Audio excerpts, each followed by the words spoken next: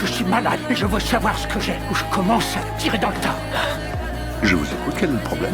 L'homme a déjà consulté 16 médecins. Il a dépensé toutes ses économies, sans jamais trouver la cause de sa maladie. Il décide alors de prendre un risque extrême. Ce qui manquait, c'est une réponse. J'arrive pas à respirer.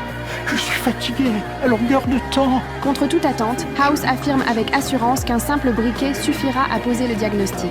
En voyant que le patient a déjà du mal à souffler pour éteindre la flamme, et en repensant aux palpitations et à la fatigue mentionnées par le preneur d'otages, House obtient très vite sa réponse. Un simple agent d'alkylation et affaire résolue. Je vous dis à la prochaine. À ce moment-là, la directrice appelle pour demander des nouvelles. House lui dit qu'il suffit d'envoyer du propofol pour l'injecter au preneur d'otages, et que tout ira bien. La directrice est abasourdie, car le propofol est un anesthésiant. Il ne fait que faire perdre connaissance. Mais le preneur d'otages, lui, ne le sait évidemment pas. La directrice comprend alors l'intention de House. Elle lui conseille malgré tout de ne pas agir impulsivement et de laisser la police s'en charger. Mais House est sûr de lui, et c'est à cet instant que l'accident se produit. Donnez-le à quelqu'un d'autre. Vous me donnerez une autre dose si je vois que tout se passe bien. House n'a pas le choix. Il injecte d'abord le plus costaud des patients, puis il s'apprête à injecter le preneur d'otages. Mais à ce moment précis, le colosse s'effondre brutalement. Je croyais avoir plus de temps avec un gaillard de cette corpulence. Vous me prenez pour un imbécile? Hein? Furieux, le preneur d'otages tire une balle dans la cuisse d'un otage. Tout le monde est sous le choc et n'a d'autre choix que d'obéir à ses exigences. Mais l'examen suivant nécessite l'utilisation d'un scanner. Oh, zut!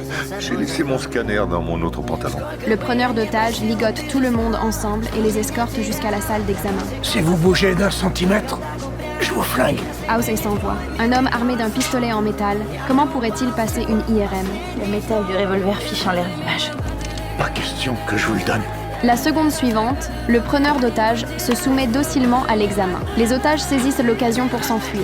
Tous, sauf un jeune homme. Qu'est-ce que vous faites encore là? Je suis curieux. On risque plus rien maintenant. Les résultats tombent à leur tour. Mais malheureusement, House ne trouve toujours aucune cause à la maladie. À cet instant, désarmé, le preneur d'otages a déjà compris comment tout cela va se terminer. Merci d'avoir essayé. Contre toute attente, House fait alors quelque chose d'inimaginable. Il comprend enfin la souffrance de cet homme et décide de le soigner. Ce choix met la directrice, qui écoute tout depuis l'extérieur, hors d'elle. Mais elle n'a plus aucun moyen d'intervenir. Elle ordonne donc à l'équipe médicale à l'extérieur de coopérer avec House. Vous aviez 4 théories, vous les avez toutes réfutées. Peut-être que personne ne peut me guérir. Pour House, le véritable défi ne fait que commencer. Je peux y aller?